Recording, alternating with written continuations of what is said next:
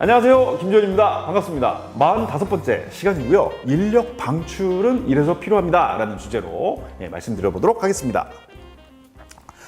인력 방출이 왜 필요할까요? 먼저 인력 방출이 무엇이냐부터 살펴볼 필요가 있는데, 조직하고 직원 간의 고용관계가 종료되는 것입니다. 인사관리의 어떻게 보면 마지막 단계인 거죠. 인사관리에 보면은, 뭐 채용 같은, 인력에 대한 확보 활동이 있고, 또 이들을 교육훈련시키는 개발활동, 그리고 뭐 평가에서 보상하는, 임금을 주고, 보너스를 주는 보상활동, 그리고 그네들이 떠나지 않도록, 계속 유지하는 이런 활동들 중에 가장 마지막 활동, 결국 조직을 떠나는 활동이 바로 인력 방출이고요. 인력 방출이 발생하면 당연히 새로운 인력을 확보를 해서 그 일을 계속 할 수 있게끔 만들어줘야 되지 않습니까?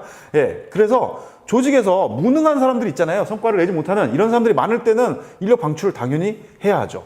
그런데 현실적으로 방출이 어려울 때도 많습니다. 우리나라 같으면은 노동법, 근로기준법상의 해고가 자유롭지 않기 때문에 이런 경우에는 결국은 인적자원개발, HRD 활동을 통해서 이들의 능력을 신장시켜서 생산성을 높이는 이런 활동도 필요합니다.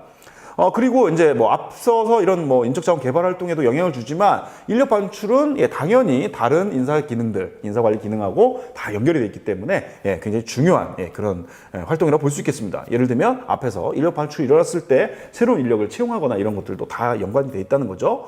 그래서 방식은요, 크게 두 가지입니다. 첫 번째는 이제 인력 감축 활동이 있고 자발적 이직이 있습니다. 인력 감축 활동은 회사, 조직이 주도가 돼서 직원들을 내보내는 거고요. 자발적 이직은 직원이 주도가 돼서 스스로 조직을 떠나는 그런 활동인 거죠. 효과가 조직 효과가 있고 또 개인의 어떤 직원 입장에서 효과가 있는데, 조직 입장에서 보면은 경제적 효율성을 높일 수 있다는 장점이 있는 거죠. 과잉 인력들, 지금 필요한 인력보다 훨씬 더 많은 인력을 보유했을 때 결국은 인력 방출을 하면 인건비가 합리적으로 관리가 되기 때문에 경쟁력이 제고가 된다라는 장점이 있고, 또 인력 감축 활동을 하고 나면은 남은 직원들한테는 과거보다 새로운 기술이나 아이디어를 좀 필요로 하는 그런 도전적 직무를 받을 가능성이 높아지는 거죠. 그래서 조직에 뭔가 활력이 제공되기도 합니다. 직원 입장에서는요, 사회적 효율성을 높일 수 있습니다. 인력 감축을 하고 나면은 남은 직원들 입장에서 보면은 또 마찬가지로 새로운 직무, 도전적인 직무가 부여되기 때문에 본인이 나 더 성장할 수 있어 라는 데 있어서 기여할 수 있고요. 또 남은 직원들 입장에서는 경쟁자 수가 줄어들어 버린 거죠. 그렇기 때문에 오히려 승진 이런 것들을 할 수 있는 기회가 더 많아진다 라는 게 특징입니다.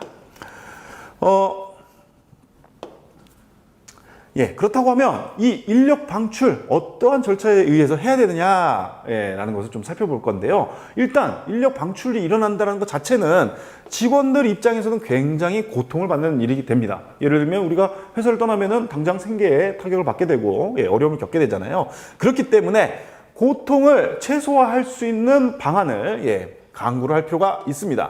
그래서 또 회사 입장에서 뭔가 인력을 방출한 것 외에도 직원들이 이제 자발적으로 이직을 하는 경우도 많이 일어나잖아요. 이럴 때 우수한 인력들을 어떻게 하면 떠나지 않고 유지시킬 수 있느냐, 이런 방안도 필요하고, 또 자발적 이직이 일어나고 난 이후에 어떻게 하면 유능한 인력들을 다시 채용할 수 있느냐, 이런 것들도 방법을 계속 강구할 필요가 있습니다.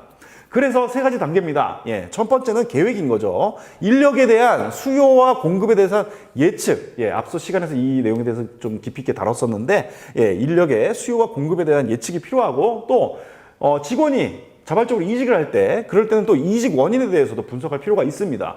그렇기 때문에 우리가 누군가가 퇴직하겠다라고 하면은 우리 인사부서에서는 보통 퇴직 면담을 통해서 어떤 게 불만이었고 좀 어떤 게 필요했었는데 우리가 회사 입장에서 못 해줬는가, 이런 것들을 파악해서 그걸 가지고 이제 대책을 수립을 하는 거죠. 그게 바로 실천 단계입니다. 그래서 이때는 수요 공급 예측해서 과잉 인력에 대해서는 좀 방출도 하고, 예를 들면 공급이 모자랄 것 같다라고 하면 유지 전략도 잘 쓰고, 이런 이직 대책 이런 것들도 세우게 되는 것이죠.